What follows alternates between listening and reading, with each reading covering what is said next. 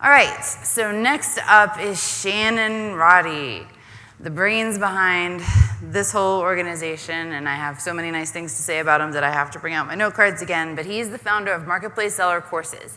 And I have to tell you guys, I've been in e-commerce for a long time, I've worked with sellers for a long time, I've worked in seller education for a long time, and I have rarely seen any kind of educational material that is comprehensive as Marketplace Seller Courses is. And I'm not just saying that because Shannon invited me to this event.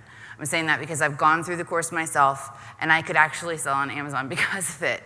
I'm too busy helping sellers, so so don't worry, I'm not gonna jump on your listings or steal your product ideas or anything like that.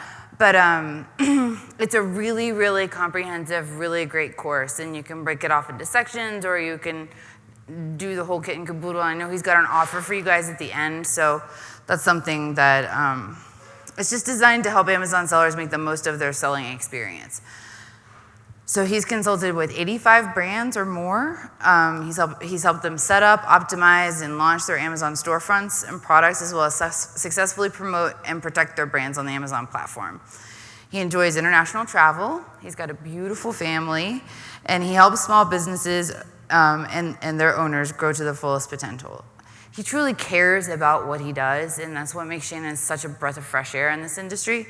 Don't worry, after this we're gonna have a break, but Shannon's gonna talk to you about outstanding seller reputation, which is something that I usually have to talk about, so I'm really glad he's gonna talk about it instead. So everybody welcome Shannon Roddy to the stage.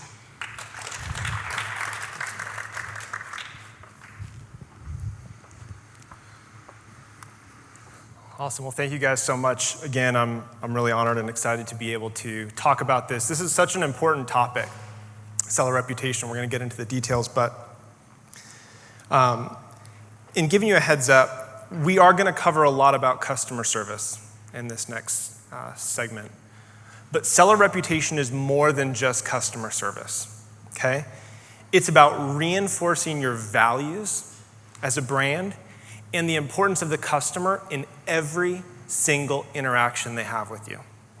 And that's what ultimately defines seller reputation. So Amazon.com has somewhere around 3 million sellers, right? How do you differentiate yourself? Now, thank goodness they're not all in your category, because that would be a little intimidating. But the whole idea is we already know that we need to differentiate our products. We know we need to differentiate our product lines. But how do you differentiate yourself as a brand, as a seller? Amazon's goal is to be the most consumer-centric company in the world. And the more that your values fall in line with that, the more successful you are going to be on the Amazon platform, right? It's easier to lead a horse in the way that he's already going. So if you guys are customer-centric as a brand or as a company, then you're going to be able to be more successful selling on the Amazon platform because you're going to fall in line with Amazon's core values. There's two sides to this Amazon coin when it comes to seller reputation. On one side, Amazon has metrics. They love metrics, right? Amazon has lots of metrics, and if you don't meet those metrics, they're going to suspend your account. And for a lot of people, we say it's not a matter of if, it's a matter of when. Almost every seller that I've worked with has at some point had either had a product suppressed or has had their account suspended in one way or another. So Amazon penalizes you for poor customer service. Now on the other side of that coin, we have the customer. And customers have customer experiences and they have purchasing power. And they reward you with sales, right? So Amazon has metrics and can suspend you if you don't meet your metrics. And customers have experiences and purchasing power, and they reward you with more sales when you deliver great seller reputation. Here's a couple quick Amazon metrics that Amazon considers really important and we'll look at. Number one, responding to inquiries within 24 hours. This is very, very important. Less if you can do that, right? Weekends, yes, even on weekends. Well, surely not holidays. Yes, even on holidays. Even on Christmas morning, Amazon wants you responding to customers in less than 24 hours. This is why having a great customer service team is so important and so valuable. We'll talk about that a little bit more at the end. Shipping on time with a tracking number. Now, this typically only applies to merchant fulfilled. If you're using FBA, Amazon's gonna fulfill that for you. But for a lot of food brands, if you have frozen products, if you have products that have a perishable date that's very soon, a lot of that's gonna be merchant fulfilled. So Amazon wants to make sure that you're shipping on time and you're uploading a tracking number. Handle refunds or returns quickly. If a customer has a problem, they want to know that you're responding quickly to that request. Same with A to Z claims. Describing the product accurately. This is so important, right? We're gonna go through ways that you can do this, but Danielle already talked about branding in the listing, making sure people know what they're getting and what they can expect. That's so, so important and so valuable to the customer. The last one is on-time delivery with low cancellation. And a lot of people think, well, how can I prevent somebody from canceling? Like, I don't have any control over that. A lot of times the reason people cancel is because you have a long lead time for shipping, or your shipping, it takes a long time. So you're using 5 to 7 business day shipping. If a customer orders a product and they're expecting it this weekend, and then they go back and they check their order and they go, wait a second, it doesn't ship till next Tuesday, and I'm not gonna get it till the following weekend, they're more likely to go in and cancel their order. So making sure that even if you're doing merchant fulfilled, you're shipping that order as quickly as possible, and you're shipping at the fastest speed possible, that's gonna reduce your cancellation rate. Now, one of the things I love about Amazon is it's a very scalable platform. So I have companies that I worked with starting 3+ years ago, and we were only doing $15,000 or $20,000 a month on the platform. I was spending 4 to 5 hours a week, right, managing the platform, working with campaigns, listing optimization, learning, growing, building, scaling, building the infrastructure. Now that we're doing $100,000, $200,000 a month, I spend maybe half hour, 45 minutes, an hour at most a week. And that's the power of a scalable system that Amazon can provide. So in terms of creating scalable systems, one, you want to make sure that you're doing inventory updates. Again, if you're doing merchant fulfilled, make sure that you're never showing a product is available in stock if you don't actually have it in stock. Making sure, again, that you're tracking and shipping information, that all that integration is in place and happens automatically. You never want to have to be in a situation where you're shipping an order and manually copying and pasting the tracking number. There's some great tools and software like ShipStation that can integrate with Amazon and help you do this automatically. And the last one is customer service. You want to know that as you grow your business and build your business, that you're going to have the team in place to be able to handle the customer inquiries that are going to come with increased sales. So you're going to hear a lot about this idea of ongoing analysis and optimization. I know Andrew and I talk about this all the time. You cannot set it and forget it, okay? Amazon is not like, I optimize my listings and we're done, and now we're just going to focus on advertising. It is a continually evolving learning process. Amazon makes updates all the time. There's new opportunities. There's new resources, there's new tools, so you always want to be monitoring what those options are so you can stay ahead of your competition. And then anytime you learn something, any learnings that you get from the listing analysis, you're going to take and you're going to put back into optimization. So it's this continual cycle, analyzing and optimizing. So there's 3 things that you need to constantly monitor in order to make sure that you're continuing to deliver the best value to customers. One is negative product reviews. So services like Feedback 5 will monitor these for you, and they can send you an email or an alert. We're also going to talk about AMZ Alert later this afternoon. That's another tool that can alert you when somebody leaves a negative product review. And that's very important to get those, to monitor them, and to be able to respond to them. Negative seller feedback, same thing. You want to learn what are customers having trouble with. Maybe it's the fact that we're shipping it on time, but the box or the packaging isn't right and the product is damaged. And so what can we do to improve that the next time? And then lastly, product return or product refund request. Again, if a customer doesn't like a product, if they had an issue with the product, what are those so that we can fix it and make it better for the next person? So customer enjoyment. This is one of the companies that I work with, Wabri, started by an amazing mom who just wanted a healthy syrup for her kids. And I absolutely love the brand story behind that. She named it Wabri because her kid couldn't pronounce strawberry. He would just say Wabri. And so she named it Wabri. And they actually are a Really cool company. They actually donate a meal to an orphan every time you buy a bottle of the product. So really cool brand story behind it, similar to what Daniela was talking about. But customer enjoyment is based 100% on customer expectation, right? If they are expecting your product to be salty and it's not, they're disappointed. If they were expecting it not to be salty and it is, they're disappointed. So the whole idea is, how do you educate your customer so that the expectation aligns with what your product does and is intended to do?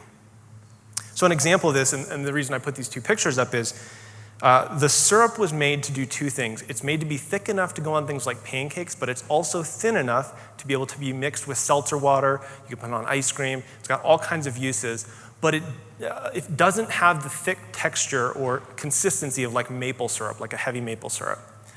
So the idea is, we get a lot of the comments about that. They go, I love it, it tastes great, but the consistency is a little light for me. And the reason they made that comment is because they weren't expecting it. So what's important here is to take that information and say, how can we educate them in the listing to let them know that this is the balance of the consistency. It's intentional. It's designed to do this, so it has versatility. And that aligns your expectations, and that's going to make you eventually result in better product reviews once they get the product and use it. Now, this is my favorite type of customer service. I like to call it customer pre-service. And what that means is you are answering customer questions before they even ask them, right? This is the greatest weapon that you have. If you can answer a customer question before they ask it, you are significantly reducing the amount of time that you need to spend doing customer service or hiring somebody else to do customer service on your behalf. So I want to talk about a few ways that you can achieve this. Number one is write in your detail page copy, right? So write in your product features, excuse me. Small batch, for example, they're wondering how it's made. Ready to serve. Oh, I was going to ask that. Do I need to heat it up? Do I need to do anything with it? Nope, it's ready to serve. Shelf stable. Oh, good. I was curious whether or not I could, put it on the shelf for a couple months. Do I have to refrigerate it? That information is all right in the listing before they ever buy the product. Okay, so customer pre-service, you're letting them know the information they need to know before they ask. Detail page images, Danielle mentioned this as well. And a lot of what you're going to get throughout the day is a lot of reinforcement. Every time you hear something mentioned more than once, it's probably because it's really important, right? So vegan, gluten-free, cholesterol-free, using those credibility enhancers. But again, those are questions that customers have that you're answering visually in the images before they ask them.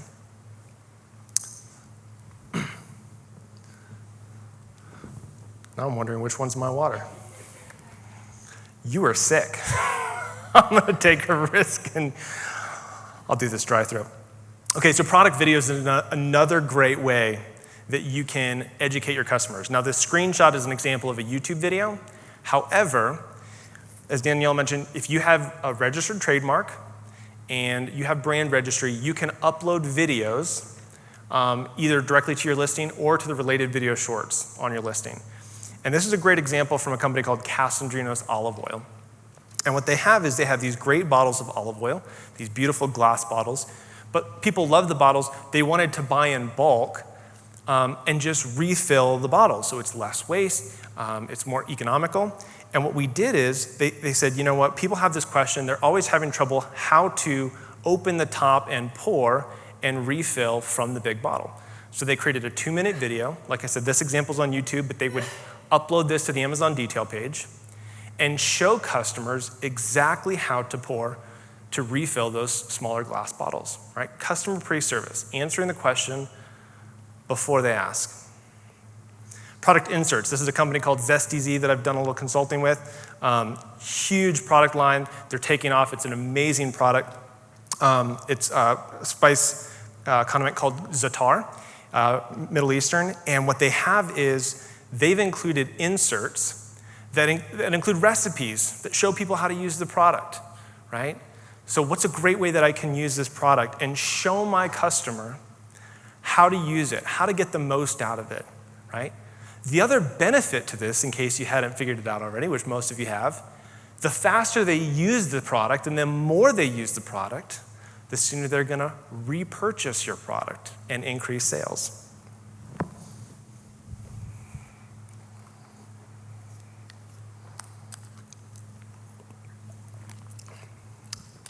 Thanks, Danielle. Another great example that we talked about, services like Feedback 5, are feedback emails. So again, letting people know ahead of time if they have questions, maybe how to use the product. If they have any questions, contact us. You're addressing information, again, you can actually attach PDF attachments to your Feedback 5 emails. It's a great way to educate and connect with the customer even after they've ordered a product. So this is an interesting concept, but it's very, very true. Your customer experience improves seller feedback and product reviews, inevitably. It hits both of them. So if somebody has a great customer experience, they order the product, they get it on time, it's fresh, it's delivered quickly, and they enjoy it, they're gonna give positive seller feedback and positive product reviews. However, if they have an issue even with ordering the product, they're more likely to leave a negative review, right? So there's a couple ways that you can be proactive to reinforcing your commitment to customer experience, right? A lot of people, just think customer service is dead. Customer service is dead. And they won't even often contact the company to say, I have a problem, because they know that the company's not gonna do anything about it, right? They're like, I have to go on social media, and I have to blow everything up, and then I have to get their attention and be really angry and be very vocal, and then maybe somebody will take care of my problem. That's customers' expectation. That's what they believe. So what you have to do is let them know that you're different. Proactively let them know in every single customer touch point that you are committed to a positive customer experience. Seller bio, Danielle pointed out where that is. Mention in your seller bio that you are committed to customer satisfaction. If you have any questions, contact us. If you have any issues with your order, that lets them know, hey, this company actually cares, they actually want to know. Again, in the feedback emails, if you have any issues, did your order arrive on time in an excellent condition? We want to know, right? Product inserts, you can mention, hey, did this arrive on time? Are you happy with your experience so far? If not, let us know, because we're here to make sure that you have a positive experience. Lastly, you can put a satisfaction guarantee on your listing, just as a graphic. I have a company that's doing it. They sell a keto frozen meal, and they put right there, 100% satisfaction guaranteed, okay? It just lets the customer know what to expect. This company is gonna take care of me if I don't have a good experience. Now, reactively, you can also respond to product reviews. There's a great study that came out that talked about how customers really value a brand that engages authentically with the customers. So when you're responding to product reviews, don't do standard template. If somebody leaves a positive review, hey, thank you so much for taking the time to leave that. We really appreciate it. We worked really hard to create this product just for you, and we want you to enjoy it. Thank you for taking the time to leave us that feedback, right? If they have a negative experience, you want to respond to that 100% of the time. Hey, I'm so sorry you didn't get the product. I'm so sorry you didn't like it. If you'd like a refund, please contact us. Don't put your email in there, but just say, please contact us. We'd be happy to issue a refund. Why? Because the people like my wife who only read negative reviews, they're gonna go through and they're gonna see negative review, positive response from the company. Negative review, positive response from the company. And they go, wow, all these people had problems, and if they had just contacted the company would have taken care of it. Every customer touch point, you want to reinforce your commitment to customer experience. And lastly, responding to seller feedback, same thing. If people didn't get their order on time, if they had an issue, you want to respond to that. Hey, thanks for letting us know that you got the product. Glad you enjoyed it. Or hey, there's an issue. We're going to work hard to fix it and make it right. Lastly, customers can ask questions on the detail page. Anybody can answer. Other customers can answer. You want to make sure that you, as the brand owner, are answering the customer questions that comes in. So make sure that you are set up to do that. Now, Amazon Terms of Service does allow you to request removal, and I want to be very specific on how I state this. Negative seller feedback, so if they leave seller feedback, but you want to fix it first. You don't want to just ask them to remove it. If somebody says, hey, I didn't get my product, or it was damaged, or the bottle was broken, say, hey, I'm so sorry, we're gonna ship you a replacement. Would you mind removing your negative seller feedback now that it no longer applies? We have resolved your issue. Amazon's totally fine with that. What you can't do is ask them to remove negative product reviews. Here's the caveat. If somebody leaves a negative product review, in the seller feedback, Amazon deems that as a violation of their TOS, and you can just say, hey, Amazon, this is actually a product review. It does not apply to seller feedback, and they'll actually strike that through and remove that. Okay? So very clear. You can ask Amazon customers to remove negative seller feedback, or you can ask Amazon to remove a negative product review left in seller feedback. And again, you only want to do that after you've helped resolve the issue. I like to focus on the positive, but obviously we have to address this side of it as well. There are some significant ways that you can damage your seller reputation. One is asking customers to remove negative product reviews, right? One, it completely violates Amazon TOS, and they will suspend your account if they catch you doing it. Two, it kind of looks bad to the customer. If they really didn't like your product, they're entitled to say they didn't like your product. That's okay, right? Reviewing your own or competitor products, big no-no. Don't do it. Amazon will catch you. Yes, they're tied into the NSA and Facebook, and they know everything about you, right? Paying for incentivizing review. Now, this is an update. Amazon used to allow you to give away a product at a discount in exchange for a review. That is no longer the case. You cannot in any way incentivize a positive product review. So, Liz at Feedback 5 and us on Marketplace Seller Courses, we've got some great materials and resources if you have more specific questions about TOS compliance. We want to make sure that you're 100% TOS compliant. Responding negatively to customer reviews. Right? And this usually has to do with having the wrong customer service person in place, right? Well, I didn't like it. Well, that's tough for you, right? As brand owners, we can get really defensive of our own products. So make sure that you're responding to everything, whether it's a negative seller feedback or negative product review, in a positive manner. I'm so sorry that you didn't like it. Again, contact us if you'd like us to issue you a refund or replacement. And lastly, responding negative to seller feedback. Your goal is to ensure that customers have a phenomenal experience, and every way that you can reinforce that is going to help you establish your seller reputation in the long run. So this leads to the next point. Hire people who love doing customer service. I've met people who are stuck in customer service who hate customer service. It's not a good fit. And so I'm going to take a second to brag on this. This is Becca Dunn. She is my favorite Amazon customer service person. I put her LinkedIn in there as well. She is one of the most amazing people because she loves nothing more every day than waking up and helping people. That's it. She knows the platform, she knows eBay, she knows Shopify, she knows Amazon, she knows Walmart, and she lives and breathes loving to help people. And those are the kind of people that you need on your team handling your customer service. This is probably one of the most important things that I'm going to spend really the second half of the talk going over. Always go above and beyond. Danielle even mentioned this morning. Including a little extra, right, in a customer order that they weren't expecting. And this is a quote from Ty Walters. He is the co-founder of an e-commerce customer service company called Seller Smile. Right? You can find those guys at Seller Smile. Ty Walters, one of the co-founders, along with Michael Melgar. It's an amazing company, and these guys are so passionate and so fanatical about customer service. We've had some amazing conversations with these guys where we will talk for literally 2 or 3 hours about customer service. They told me a story one time where one of the customers, one of the companies, the clients that they worked with, they made tents, little portable tents. And there was one of their customers who'd bought the product on Amazon. He was doing a cross-country biking trip, and one of the tent pieces broke. And so he contacted them through Amazon and complained, and they figured out exactly what piece he was missing, and they shipped it ahead to the next town that he was going to be stopping at, so that when he arrived into town, that product, that missing piece or the damaged piece was waiting for him. How cool is that, right? And Ty, when we did a webinar a couple months ago, he used this term. He said, delightfully unexpected. And I love that. If something says something really good, just steal it, because amateurs borrow, professionals steal. So delightfully unexpected is a great term, and that's how you want to think about engaging with your customers.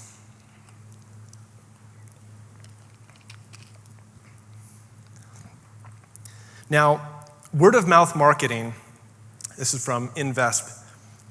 Word of mouth marketing impacts $6 trillion, which is roughly 13% of all e-commerce sales. 13%. $6 trillion. Word of mouth. Word of mouth is still one of the most effective and cost-effective ways to market your product and your brand. And so this is my encouragement and admonition to you. Create customer experiences that create word-of-mouth opportunities. Create customer experiences that create word-of-mouth opportunities. I'm going to give you an example. We had a woman that was working with a company. She bought this product. She couldn't figure out how to put it together. It required a little bit of assembly, 4 screws to be exact. So she emailed us, I can't figure it out. The screws don't fit. It doesn't work right. So we figured maybe the screws were defective. We sent her more screws. That didn't help. She couldn't figure it out. We recorded a video showing how to put the screws in, and we sent it to her. She couldn't figure it out. So I took the product, assembled it, put it in a giant box, and shipped it for $45 for a product that she only paid $29 to purchase, and shipped the whole thing fully assembled to her down in Florida. She came back and she raved. She raved about it, right? Create customer experiences that create word-of-mouth opportunities. Yes, we spent a little bit of money on shipping, but that word of mouth is going to go on to create not only our next sale, but our sale after that, and the sale after that, and repeat customers and friends and family and so forth. Now, this is really cool. There's a positive aspect of customer complaints. Southwest, I'll talk a little bit more about them in a second, but they sent this out to their employees in a newsletter. And they said, if you make a sincere effort, right, to remedy complaints and regain customers' goodwill, 82 to 95% will stay with you. That is a huge number. So when we run across companies, they're like, I can't believe this customer didn't like it. I can't believe they had an issue. I never want to see them again. I want to urge you and encourage you to go above and beyond and find a way to make that a winnable experience, because they will tell more people about your product and brand than the person who already liked it, because you went above and beyond to show them that you were committed to excellent customer service. This is a good example of that actually happening. We had a company where the warehouse had mislabeled products. So it wasn't necessarily our fault. It didn't matter. The warehouse had mislabeled the products, and we sent out probably 35 or 40 products. And when we finally figured it out, a customer had complained and said, hey, I got the wrong thing. We did a test buy and realized that the wrong products were at FBA. So we emailed everybody. We found out who the people were who ordered the product. We emailed everybody, and we sent them immediate and free replacement. And one of those customers emailed us back and said, the fact that you found that mistake and are correcting it without even a complaint shows that you truly value customer service at the highest level. I appreciate the effort and will recommend your company and products to anyone. Word of mouth marketing, right? 13%, $6 trillion. One of the things that we do, I'm not suggesting that you have to, but this is one of the ways that we have gone above and beyond. We have an automatic refund policy. That's just internally with our own customer service team. If a customer experiences any issue with their product or delivery, we automatically issue a 15% refund. Even if they didn't ask, it doesn't matter. That delightfully unexpected has gotten us more positive feedback. Wow, I got a product, it was a manufacturer defect or it was damaged in shipping. It didn't matter if it was UPS fault. It didn't matter if it was the factory's fault. We refund them 15% and we issue them an immediate and free replacement. It builds goodwill, right? And people tell those stories, and it makes them love you as a customer or as a company. So that sounds like it could get a little pricey, right? So here's a question. Is great customer service really worth it? Southwest that I mentioned before, they're one of the top-rated customer service airlines, and here's some statistics. They've been profitable for 45 years in a row. No other airline has come close to that number. And Jim Collins actually brought this stat up in a podcast. They were the #1 performing stock between 1972 and 2002, beating out huge companies like Microsoft and Intel, Southwest. Why? Customer service. Now, I know they're not a food company, but the power of customer service and customer experience is so important. And I want to take a couple minutes to talk about Zappos. Zappos was founded several years ago, and they said, so many companies are focused on building buzz. We need publicity. They said they need to stop spending so much time focusing on building buzz. Let's focus on building engagement and trust. And I know Joan's going to talk about this when he talks about social media this afternoon as well. But here's some key things that Zappos does to provide superior customer service. Free shipping, free return shipping. Is it expensive? Yeah. Yeah, it is. No script for customer service. Do whatever it takes to help the customer, to serve the customer. They typically say they will ship the products within 4 to 5 days. Often they upgrade customers to overnight shipping for free. In fact, I read if you order product by midnight on the East Coast, that product can show up on your front door by 8 a.m. the next morning. That's unbelievable. Think you're gonna buy from that company again? Yeah, you bet. They have a 365-day return policy. That's insane. Do they get people who take advantage of it? Yeah, probably on occasion. But the goodwill, the trust that they build with their customers is so strong and so high. And the last thing they do is they trust their customer service. Again, going along with the idea of no scripts, they empower them. They give them freedom and autonomy to do the right thing, to serve the customer. And here's some of the results. Tony Hsieh said, our goal is to create positive emotional associations with our brand through every interaction, right? Consistent with everything I've said, create positive emotional associations with our brand through every interaction. You think, well, I'm just a food brand company. They're a shoe company. Except that Tony made an interesting distinction. He said, we're not really a shoe company. We're a customer service company that happens to sell shoes, right? Now here's the results. They said their number one growth driver is repeat customers, and their sales are primarily driven by word of mouth. When they were initially getting started, I'm going through reading his book, Delivering Happiness. In their early days, they had to do a lot of cutting back, and they had to cut a lot of their marketing budget. And they said, if we can provide superior customer service, we're gonna let repeat customers and word of mouth drive our business. And this is what they achieved, $1 billion in sales in 8 years. $1 billion in sales in only 8 years. Was it expensive? Yeah. Was it worth it? Yes. They were acquired by Amazon for $1.2 billion and continue to operate as an independent company. So as we wrap this up, I want to talk about this last important concept. Companies care about customers, right? Customers buy from you. They keep you in business. They help provide growth and profit margin. But people care about people. Companies care about customers, but people care about people. And so I want to end on this story, somewhat of a personal note. Forgive me if I get emotional because it's an emotional story for me, but Capital One, I think a credit card company, made a difference and an impact in my life, and I want to share that story with you. This is my son, this is my first son. So my wife is pregnant. We're getting close to the delivery date. We get to the delivery date. We go past the delivery date. And about a week later, she finally goes into labor. We go into the emergency room, 12 hours of labor, no progress. She gets an epidural. The needle slips, it punctures her spine. She gets a spinal headache. She's laid out 12 more hours, no progress. Doctor finally comes in at midnight, says we need to do an emergency C-section. Bring her in, bring in the baby. Baby comes out, he's healthy, but he has colic, jaundice, and so we have to put him under the bilirubin lights, and then we have to keep him, basically do everything we can to keep him fed and sleep. He had colic, and so sleeping wasn't good. He had trouble nursing. So the first few days were a blur. We're literally in a sleep-deprived coma. And so all this is happening over a long extended weekend. I go back home to get a change of clothes, and I realized I forgot to pay the credit card bill.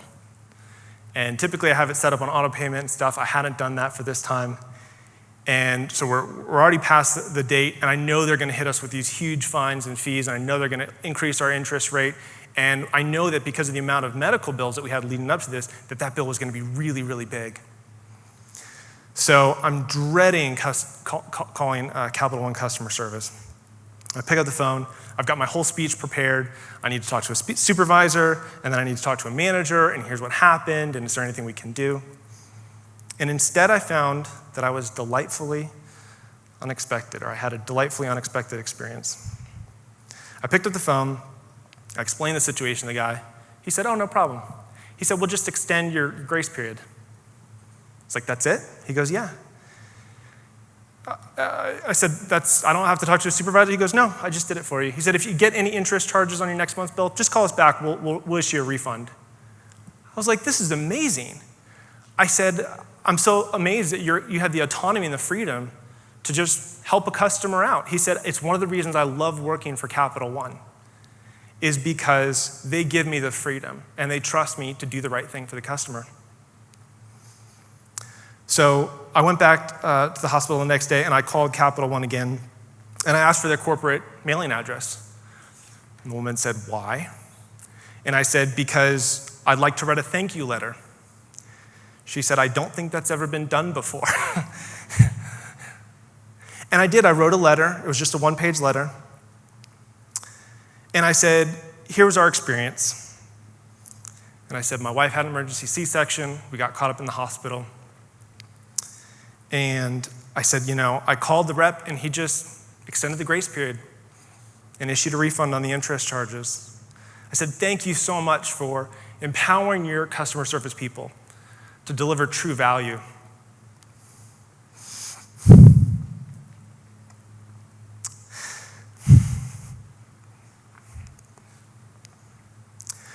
Two days later, they sent flowers to my wife's hospital room.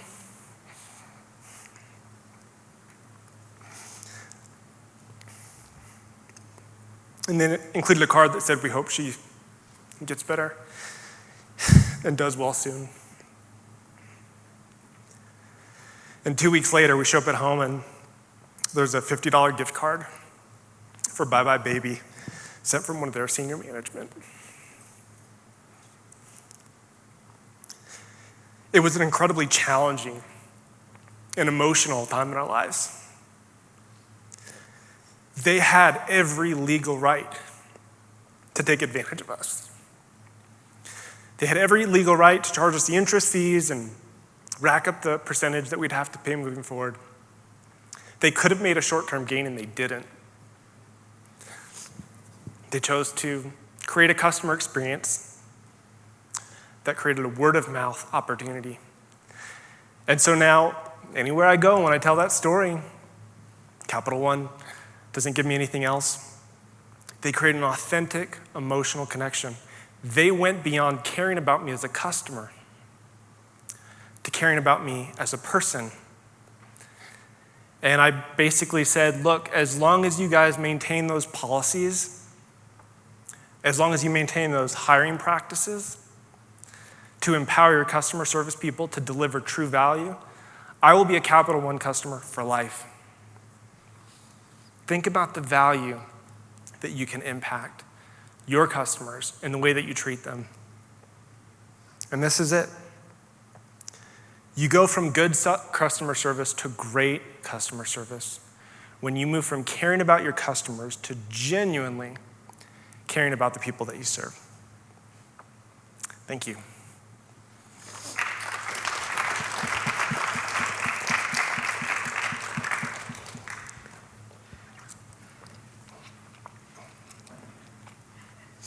Any questions? Questions?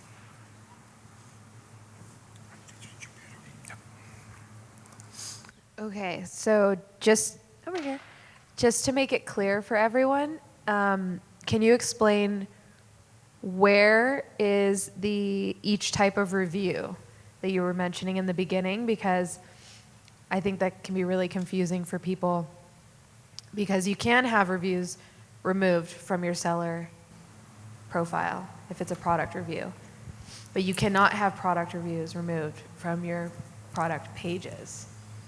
So just to make that super clear. Yeah, correct. So if you click on the seller profile, you will see all of your recent seller feedback there. And again, if it's positive seller feedback about they received their product on time, great. You want to say thank you. If it's negative, you want to contact them, proactively reach out, deal with it, figure out any way that you can to resolve the issue and make them happy. If it is a negative or even a positive product review, I don't necessarily recommend doing it. If it's a positive product review, just kind of leave it there. it's fine. But if it's a negative product review, again, because it's left in seller feedback, you know who the customer is, you still want to reach out to them and say, hey, it sounds like you weren't happy with the product. We'd love to do whatever we can to make it right. And if they don't remove that seller feedback, there's a place right underneath in that section under viewing your seller feedback that you can just say, hey, report this to Amazon, and if it's a product review, typically their Autobots will flag it and they'll remove it within 30 seconds or so. Product reviews are on the detail page. Now, some people run into this where you say, they left seller feedback on the product review, because most customers don't know the difference. Most sellers don't know the difference, but sometimes product reviews get left in seller feedback, sometimes seller feedback gets left as product reviews. I have rarely, if ever, seen Amazon remove a product review, even if it's referring to the seller. So even if a hijacker jumped on your listing and sold them a counterfeit product and they go complain about it in the product review, Amazon's probably not going to remove that. The only time I've ever seen them remove it is if it contains personally identifying information, like an email address, a phone number, or anything along those lines, or profanity.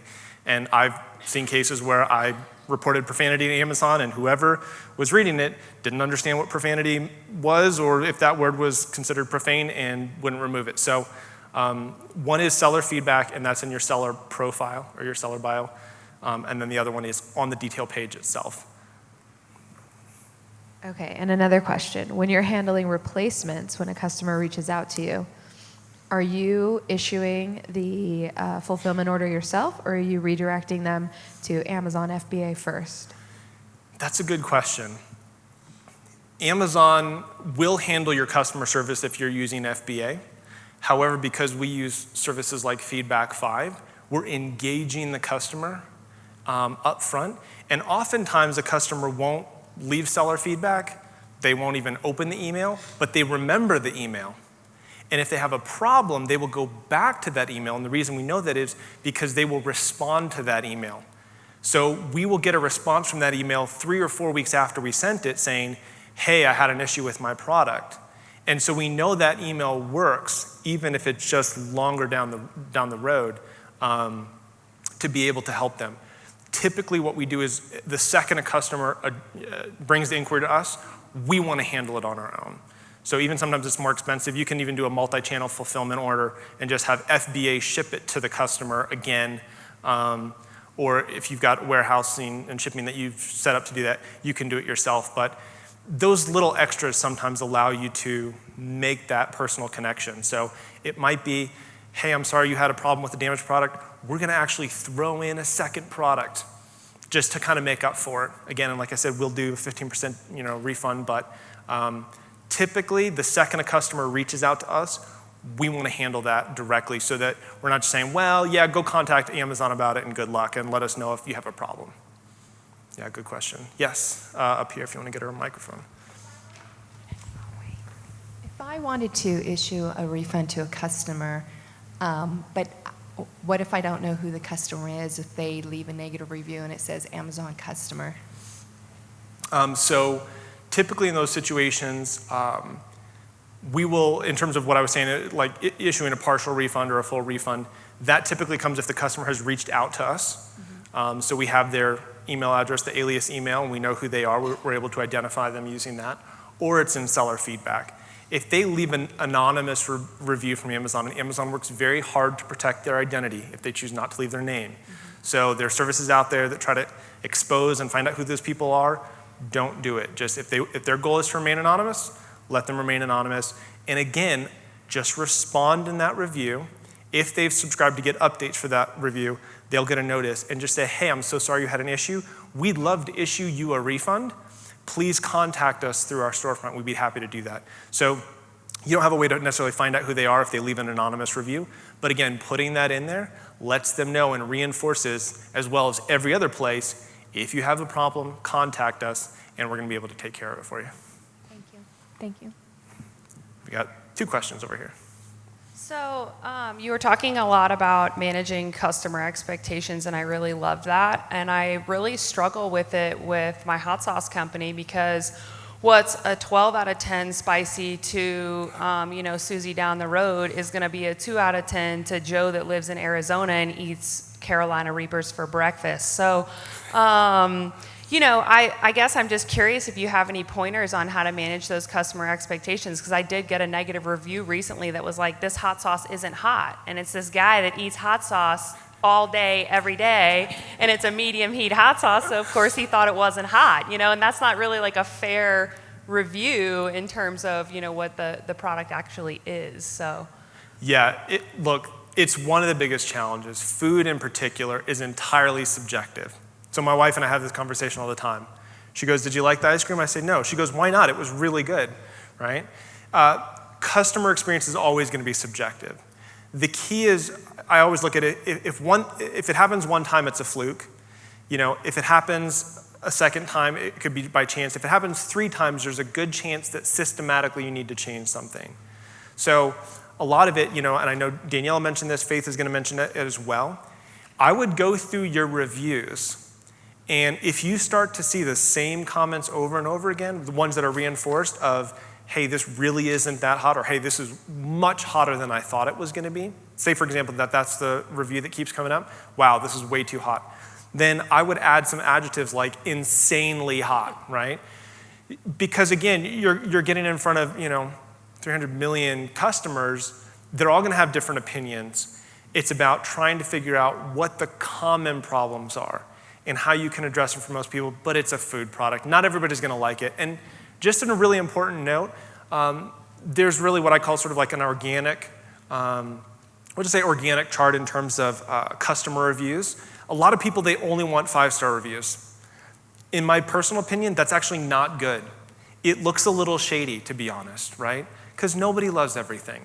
You're gonna have 4-star reviews and 3 and 2 and 1. As long as it's organically where you have more 5 stars and then fewer 4 and 3 and 2 to just a handful of 1 stars, that's fine. It's a good organic curve. Not everybody's gonna like your product, but looking at that from a systematic standpoint is the best way to address it.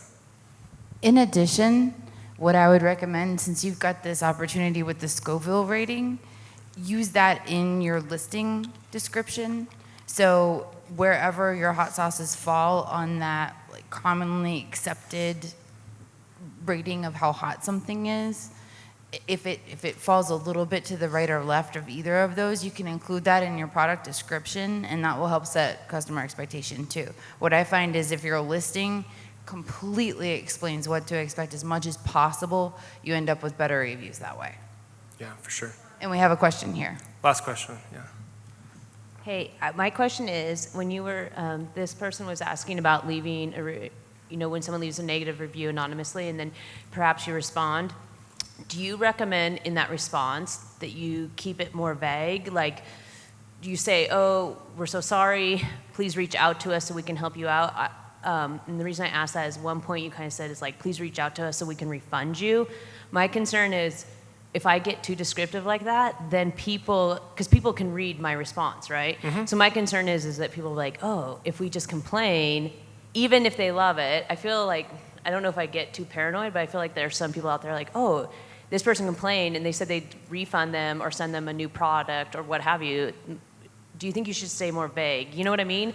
So that if you say like, oh, we're sorry, we're gonna refund you, then other people will just start saying negative things, so we would do that? It's always the biggest concern, and that's what Zappos looked at, that's what Amazon looked at. What if people take advantage of this because we're being generous? What if people take advantage of it, right? That's always the biggest sort of paranoia and fear. The reality is, you should refund them the money if they didn't complain about it and just said, hey, I didn't like it. Yeah, I totally agree with you. Like, we definitely lean that way. We are really generous with what we do, but I try to keep it, if I know other people can read it, I try to keep it vague. Like, just say, oh my gosh, we're so sorry. We would love if you could reach out to us. And I know that Amazon makes it so difficult for us even to have them reach out to us. Yeah. What I would say is, be specific in this fact that you are 100% committed to customer satisfaction. That's the real value that you're trying to impart and convey to the customer. So convey that, right? Because that's being very specific without saying, hey, we'll give you all the money back and so on and so forth. Yeah. Any last questions? Awesome. We've got a giveaway from Feedback 5, and like I said, Liz and I met a year ago. Has it only been 1 year? Not even. It's not even been a year. you She's believe like it? my older sister. Anyways, can you give Not a that quick much round of older. applause for Liz just because she's amazing?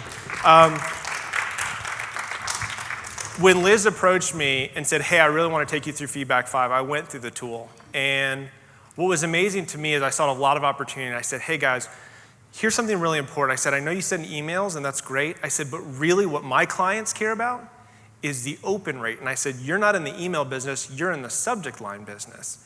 And what we need to do is be able to immediately know what's our open rate, what's the opt-out rate.